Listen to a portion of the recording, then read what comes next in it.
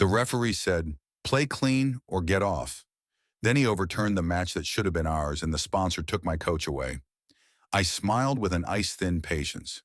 When I started returning serves that never missed, I turned each point into a small, exact punishment. People remember the score. I remember the sound, the hollow pop of a ball hitting the line, then silence. You don't forget silence like that. It's the kind that wraps around your ribs and squeezes. 2 years ago, I was 1 point away from the biggest win of my life. National semifinals. Late afternoon sun in my eyes, hands shaking from exhaustion.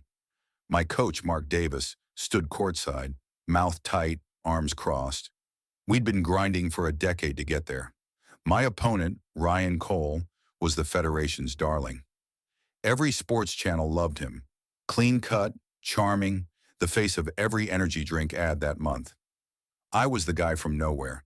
The one who didn't give interviews because he had nothing to sell. I hit a forehand down the line.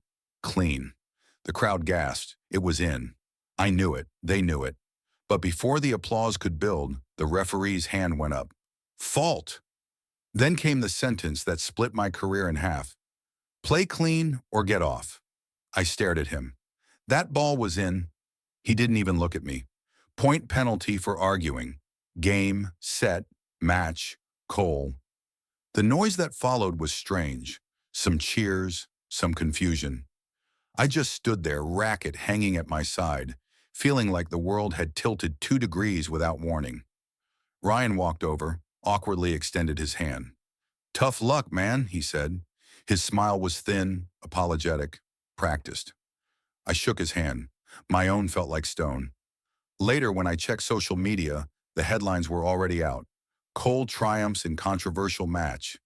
Reed penalized for aggressive conduct. Aggressive conduct. I hadn't even opened my mouth until the call. 2 days later, Mark was gone. Sponsors request, the Federation said.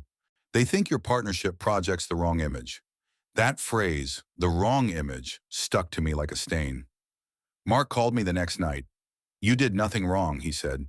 "They needed someone to blame before the press started asking questions. You were convenient." I could hear the defeat in his voice. The same man who once told me that no match is ever truly lost. He sounded broken. A week later, he sent me a link to a betting data tracker. "Just look," he said, then hung up. The graph showed odds changing in real time. At match point, my match point, someone placed a huge bet on Ryan to win, seconds before the call. The money came through a shell account tied to an entertainment consultancy in Nevada. That was when I understood I hadn't lost to Ryan. I'd lost to the system that built him. Something inside me went cold and steady. For months, I couldn't touch a racket, couldn't look at the sport I loved without wanting to tear it apart. I disappeared, sold everything I didn't need, moved into a converted garage outside San Diego. I woke up before dawn, ran until my lungs burned, hit serves until the skin on my fingers tore. I didn't train to win anymore. I trained to erase the part of me that ever trusted fairness. When I looked in the mirror, I barely recognized the man staring back. Sunken eyes, hands like stone, a stillness that scared me. But for the first time in my life, I wasn't afraid of losing. I was building something. Slow, deliberate, unstoppable. I just didn't know yet what it would destroy first. The first few months felt like punishment, not preparation. I trained alone on an abandoned court behind a high school, cracked concrete and rusted nets. No cameras, no sponsors, no one to care whether I survived the sessions. That's how I wanted it. I hit until my shoulder screamed, ran until my vision blurred. The silence helped. It stripped everything fake out of the sport. No crowds, no applause, no officials pretending to be gods. Just sound and pain. Some nights I slept in the car. Other nights I didn't sleep at all. I replayed that last match in my head until it became a movie I couldn't stop watching. The ball, the line, the voice, play clean or get off. Then one morning in February, Mark found me. He showed up in that dented Toyota of his, holding a thermos of black coffee. He stood at the fence, watching me hit serve after serve into the fog. When I finally stopped, he said quietly, "You look like hell." "Thanks," I said. "You still chasing them?" "Still training." He watched me for a long time, then stepped onto the court. "If you're serious about this," he said, "you'll need more than a serve." That's how it started again. Not with revenge, not yet, but with clarity. We worked in silence most days. He'd feed me balls, take notes, adjust my form like nothing had happened. Then at night, we'd sit in his car, parked near the courts, with a laptop glowing between us. He'd open old files, tournament schedules, betting logs. We started to see patterns. The same referee's name kept appearing: Anthony Reed, the man who robbed me, the man who called my shot out. He'd been quietly reassigned multiple times after officiating inconsistencies. Never fired, just moved. Mark tapped the screen. "He's not the only one." He showed me transaction records tied to a so-called sports consultancy in Nevada, the same name from the betting data he sent me before. They handled performance sponsorships, but the money moved through offshore accounts and came back as appearance fees for select players. One of them was Ryan Cole. I remember sitting there, staring at the spreadsheet, feeling something twist in my chest. It wasn't anger anymore. It was precision, like a string being tuned too tight. Mark leaned back. "You can't prove it in court, not without someone inside." "I don't need court," I said. "I need a spotlight." That's when the plan started forming. Step 1, be good enough. They can't deny me a place at the next trials. No wild card, no charity. Earn it through pure performance. Step 2, gather proof, real proof, audio, video, data, the kind of thing that burns reputations alive. Step 3, show it when the whole world is watching. Mark didn't like it. "You're playing with fire," he said. I shrugged. Fire doesn't scare me anymore. We spent months building. He called in favors from old colleagues. I learned how to hide a mic in a tennis bag, how to pull betting data without getting flagged, how to read transfers between dummy accounts. Then we found him, Carson, former ref, fired years back for refusing a favor. He lived in Nevada now, training juniors out of a public park. When we drove out to meet him, he didn't even blink after hearing my story. He just said, "Reed's still doing it?" "Worse," I said. He gave us a flash drive, recordings, emails, partial ledgers. "You didn't get this from me," he said. On the drive back, Mark was quiet. Then he asked, "What are you going to do with it?" "Wait for the right match," I said. "Then end his." The trials were 6 months away. Ryan Cole was favored to win and guaranteed Olympic selection. Reed had been reassigned to a supervisory role. I knew exactly where to strike. By the time the national trials came around, I was sharper than I'd ever been. Every muscle, every nerve was tuned for one thing: precision. I didn't care about the ranking anymore, or the sponsors that ghosted me. I only cared about control. Mark got me into the qualifiers under a wildcard spot. The press called it Ethan Reed's quiet comeback. They had no idea. The morning of my first match, I taped my fingers until they felt numb. I told myself this wasn't about winning. It was about creating the perfect stage. Each point, each movement was part of something bigger. I cruised through the first 2 rounds, then 3. Clean sets, almost mechanical. Commentators started saying my name again. People who hadn't texted me in years suddenly remembered I existed. I ignored them all. Ryan Cole, of course, was sailing through his side of the draw, smiling for cameras, shaking hands like a politician. His sponsor banners lined every court. You could smell the money behind him. The 4th day, I saw him in the locker room. He gave me that same rehearsed grin. "Guess we're both back, huh?" I looked up at him. "Some of us never left." He laughed like it was a joke, but his eyes flickered. I think he sensed something. That night, Mark showed me new data. Carson had come through again. Fresh logs from betting accounts. Reed was still involved. The same anonymous user had placed bets during Ryan's semifinal match, always at key points, always shifting just before big calls. "Do we have voice?" I asked. Mark nodded. 2 calls. Reed and someone from Cole's management. The payout hits an hour after the final. Perfect timing. We packaged everything. Audio, transaction trails, betting screenshots, even the footage from my match 2 years ago, and encrypted it on a drive labeled Truth. I sent copies to 3 people: a journalist named Avery, a sports integrity officer from the National Commission, and a live stream operator who handled the official broadcast. Each got the same message: release all files at 3:01 p.m. Saturday, if the final starts as scheduled. That gave me 48 hours. The night before the final, I couldn't sleep. Mark sat across from me in the hotel room, tying his shoelaces even though he wasn't going anywhere. He said, "If this works, you'll burn bridges you didn't even know existed." "Good," I said. "I'm done crossing them." Saturday came bright and cloudless. The air around the stadium shimmered from heat. Every seat filled, every lens pointed at the court. Ryan walked in first, waving, charming. I followed silent. The applause was polite, cautious, half curiosity, half disbelief that I'd made it here again. When we met at the net, he leaned in. "Let's keep it civil this time." I looked right through him. "You'll want to remember this one." The first set was brutal, long rallies, heavy baseline shots, both of us testing, measuring. Every breath felt like it echoed off the court.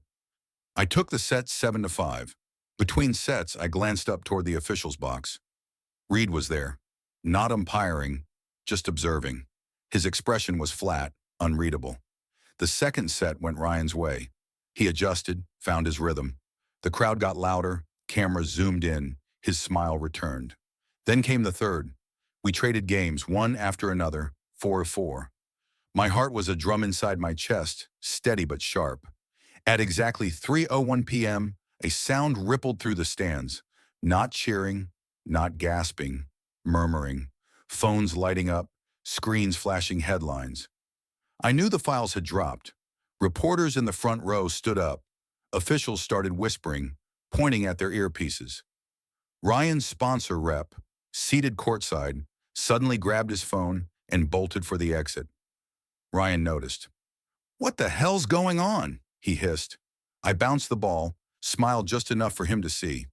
"Check your messages after the match." He missed the next return by a mile. As he walked back to the baseline, I saw confusion in his eyes melt into something worse. Fear. He knew something had slipped beyond his control. The final game stretched forever. My breath came short, my muscles burned, but every shot I hit landed clean. Each served like a blade. Match point. I could feel the heat, the weight, the years. I tossed the ball, swung, and watched it slice straight down the line. In. Perfect. Unquestionable. The crowd didn't cheer at first. They just stared, unsure what they'd witnessed.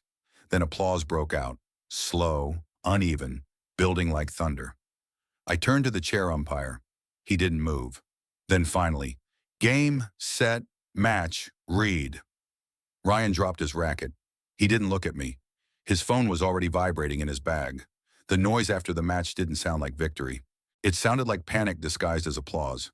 Cameras flashed, reporters shouted my name, and all I could do was stare at the line where the last ball landed, the same line I'd been robbed of 2 years ago. Mark met me in the tunnel. "You did it," he said, half whisper, half exhale. I shook my head. "Not yet." Outside, the news was spreading like fire. Every screen in the media room was lit up with breaking headlines. Referee network exposed. Betting scandal rocks trials. Clips of Reed's voice, Ryan's contracts, and the payout logs looped endlessly on live broadcasts. Ryan was gone. Security had escorted him and his manager out through a side door. The Federation's legal counsel was already on the phone with the press, calling it a misunderstanding. By evening, the Federation suspended 3 referees. The sports consultancy offices in Nevada were raided. The Olympic Selection Committee froze all nominations. For once, the game stopped. I stayed in my hotel room with the lights off, watching it all unfold. Reporters called. Old friends texted congratulations. One even said I'd saved tennis. I turned my phone face down. When you spend years chasing justice, you imagine a rush when it finally comes. The relief, the release. But what I felt that night wasn't triumph. It was a kind of exhaustion that lived in my bones. At 2 in the morning, Mark knocked on the door. He didn't say anything, just handed me a printout, an email from the Federation requesting a statement from me as part of the investigation. I read it twice, then dropped it on the table. "You gonna answer?" he asked. "Maybe," he sighed. "They'll make you the face of this, you know. The clean player, the symbol. You sure that's what you want?" "No," I said. I just wanted the truth to exist somewhere. People couldn't ignore it. He nodded slowly. That's enough. The next week was chaos. Press conferences, legal threats, official denials. But the evidence was too heavy. Reed confessed under pressure, naming the syndicate, the payouts, even the executives who approved match adjustments. Ryan's management company dissolved overnight. His sponsor released a statement of deep regret and dropped him within hours. Ryan himself posted a video apology that lasted 39 seconds. He blamed bad advice and industry manipulation. I watched it once, then closed the tab. He didn't look sorry. He looked small. For a moment, I thought about calling him, not to gloat, just to understand what made him sell his soul so cheap. But then I realized I didn't care. I testified before the Integrity Board 2 weeks later. The room was cold, white, sterile. The lawyers asked their questions. When did I know? Who helped me? Why did I wait? I answered carefully, calmly. No speeches, no emotions, just facts. When it was over, one of the board members said, "You've done a great service for the sport." I almost laughed. I didn't do it for the sport. They didn't know what to say to that. Afterward, I went home. Not to San Diego, but to the small town where I grew up. I rented a tiny apartment above a hardware store and started coaching at a local youth center. Old rackets, cracked courts, no sponsors, just kids who played because they loved it. One day, a boy named Luis asked me, "Coach, were you really in the Olympics?" I smiled. "Almost." He looked disappointed. "What happened?" "Bad call," I said. "Then a good one." Sometimes late at night, I go to the park courts when they're empty. The lights buzz overhead, and I serve alone, counting each hit under my breath. I don't train anymore. I just need to hear the sound, the clean snap of the ball finding the line. It reminds me that precision still exists somewhere in the world. Mark still visits sometimes. We don't talk much about the scandal. He says I look calmer now. Maybe he's right. Reed's banned for life. Ryan's disappeared overseas. The Federation swears it's rebuilding. Maybe it is. Or maybe someone else is already learning how to cheat cleaner. I can't fix the whole system. I stopped believing in that. But I did what I could. I made sure at least once the truth got its turn to serve. And every time I tossed that ball into the air under the nightlights, I remember the line that started it all. Play clean or get off. I play clean now, and I'm finally off their court for good.